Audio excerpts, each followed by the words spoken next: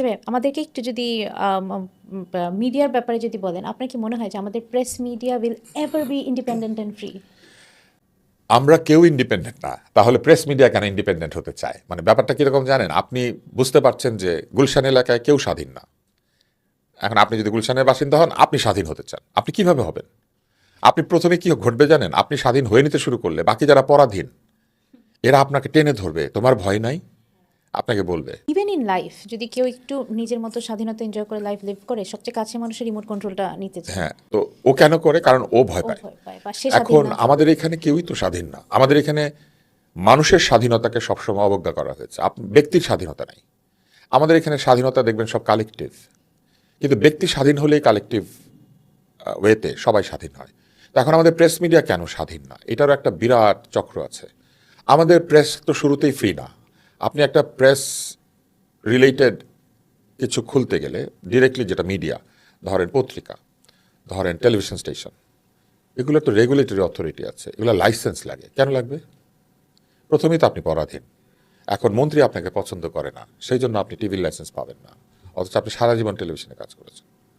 Political party মনে করে আপনি অন্য পলিটিক্যাল পার্টি, আপনার সব টাকা আছে, সব কিছু আছে, মানে এইটা করার জন্য আর কোনো কিছুর অভাব নেই, কিন্তু ও আপনাকে লাইসেন্স দেবে না।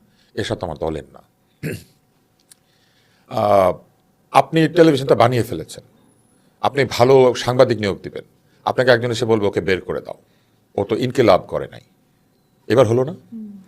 তো এইটা কি স্বাধীনতা? এটা স্বাধীনতা না। এই কারণে আমাদের এখানে মিডিয়া স্বাধীন হতে পারে নাই। কারণ যখন মালিক থেকে শুরু করে কর্মচারী সবাইকে রাজনৈতিকভাবে বিবেচনা করা হচ্ছে, তার কাজের দক্ষতা বিচার করা হচ্ছে না। আমাদের এখানে নিউজ কাস্টার, নিউজ প্রেজেন্টার, তার কি পলিটিক্স বলেন? সে দেখতে ভালো, ভালো নিউজ পড়ে, সুন্দর উচ্চারণ, তাকেও বের করে দেওয়া হয়েছে টেলিভিশন থেকে। কেন? উনি অমুকের বউ। কেন? তার হাজবেন্ড এমপি। তো তার হাজবেন্ড এমপি, তার কি? যখন বিয়ে করেছিল তখন কি এমপি ছিল? আর সে তো ভালো খবর পড়ে না, চলে যেতে হবে। তো এই সব জিনিস যে হয়, আমি যে শুভেচ্ছা অনুষ্ঠানটা করতাম, এটা বন্ধ করা হয়েছিল কেন? তারা মনে করেছিল আমি রাজনৈতিকভাবে অন্য দলের সমর্থক। অনুষ্ঠানটা ভালো না মন্দ এটা তাদের বিবেচনার বিষয় না। সে নিজেও এই অনুষ্ঠান থেকে হেসেছে, আনন্দ পেয়েছে, কিন্তু ও মনে করে যে এই আনন্দ সে আমার কাছ থেকে পেতে চায় না। আপনি বুঝতে পেরেছেন? এবং একাধিক দল, আওয়ামী লীগ বলেন, বিএনপি বলেন, এরা দুইটি ক্ষমতায় এসে একাধিকবার আমাকে নিষিদ্ধ করেছে, আবার নিষিদ্ধ তুলে নিয়েছে, আবার নিষিদ্ধ করেছে।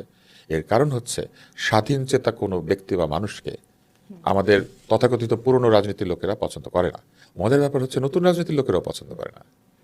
এই ইনকিলাব যারা বলছে, এরাও বলেছে যে আমি এবং আমার মতো অনেকে নাকি এমন কথা বলে যেটা তাদের ভালো লাগে না। তো এই একই কথা তো আমি আগেও বলেছি, তার আগেও বলেছি, ওদেরও ভালো লাগে নাই, তার আগেরও ভালো লাগে নাই। তাহলে ভালো কার লাগে? এই যে এত এত লাখ লাখ ভিউ হয় এই টক শোর, কে তাহলে দেখে? সাধারণ মানুষের ভালো লাগে, কিন্তু এই সাধারণ মানুষের কোনো ভয়েস নাই। এবং সাধারণ মানুষের ভয়েস নাই বলে সে একটা লাইক দিয়ে আস্তে করে চুপ করে তার কাজে ব্যস্ত হয়ে যায়, কারণ তার তো সেই সাহস নাই, অবস্থা নাই, কথা বলতে পারবে না। এই যে অবস্থাটা তৈরি হচ্ছে, এটাই হচ্ছে প্রেস মিডিয়ার পরাধীনতার কারণ। এই জন্য আপনাকে পডকাস্ট করতে হয়। আমি শিওর না কালকে আপনাকে কেউ এসে বলবে কিনা যে আপনি কোন দলের, আপনি কোন উদ্দেশ্য নিয়ে আমাকে ডেকেছেন, কিংবা আমি কোন উদ্দেশ্য নিয়ে আপনার অনুষ্ঠানে এসেছি।